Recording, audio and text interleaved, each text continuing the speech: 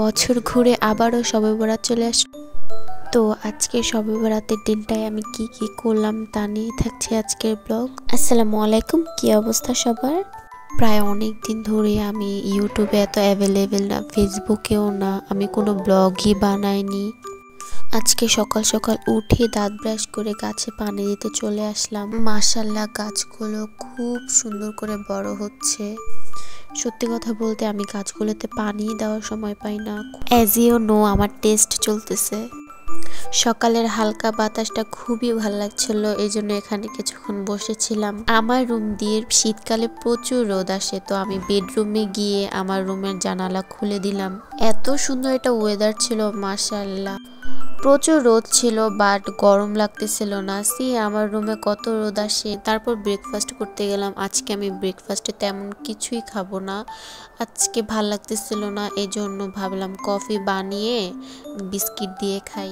I am not a huge fan of coffee, but যখন আমার ব্রেকফাস্টে কিছু খেতে ভাল লাগে না তখন আমি কফি দিয়ে, চা দিয়ে বা ব্রেড দিয়ে খেয়ে ফেলি। খাওয়া দাওয়া করে আমার পড়ার টেবিলে একটু গুছাচ্ছিলাম। এক্সামের কারণে পড়ার টেবিলটা গুছানোই হচ্ছিল না, খুবই ম্যাস হয়েছিল। তাই ভাবলাম আজকে যেহেতু বন্ধ, ফ্রি টাইম আছে, এজন্য পড়ার টেবিলটা গুছিয়ে ফেলি। আমার একটা বদ অভ্যাস, আমি পড়ার টেবিল যতই গুছিয়ে রাখতে চাই না কেন, আমার পড়ার টেবিল এলোমেলো হবেই।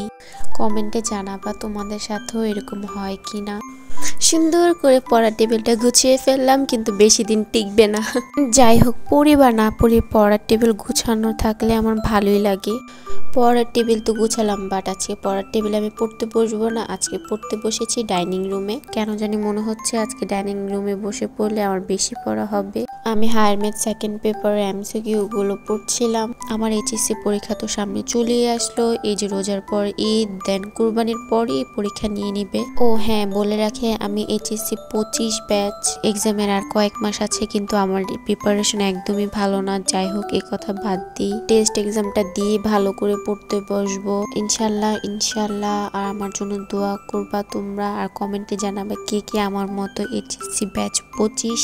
তো এই তো আমি দুপুরে শাওয়ার নিয়ে স্কিন কেয়ার করতেছিলাম। স্কিন কেয়ারে আমি অত প্রোডাক্ট ইউজ করি না, জাস্ট আজকে লোশনই দিলাম। তারপর আর ক্লিপ নেওয়া হয়নি। বিকালে আমি জানালার পাশে বসেছিলাম। ওয়েদারটা তো বললামই অনেক সুন্দর ছিল, বিকালের ওয়েদারটাও সুন্দর ছিল। বহুদিন হয়েছে আমি ছাদে উঠি না, জানালার পাশে বসে বসে ভিউটা এনজয় করছিলাম। অলসতার কারণে ছাদে ওঠা হয় না, আর অত টাইমও পাই না।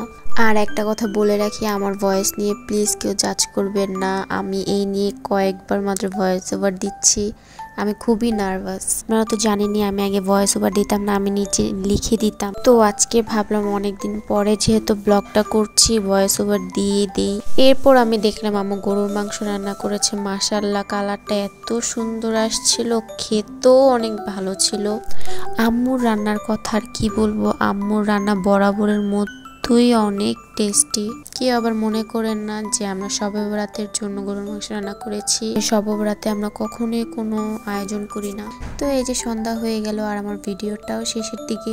সন্ধ্যা হয়ে যাওয়ায় আমি বাসার সব রুমের লাইট জ্বালিয়ে দিচ্ছিলাম। আজকে অনেক কথা বলে ফেললাম, আমি ভিডিওটা বেশি লং করব না। ভাবছি ইউটিউবে রেগুলার ভিডিও আপলোড করব। তো আপনারা জানাবেন আপনারা কেমন ভিডিও পছন্দ করেন।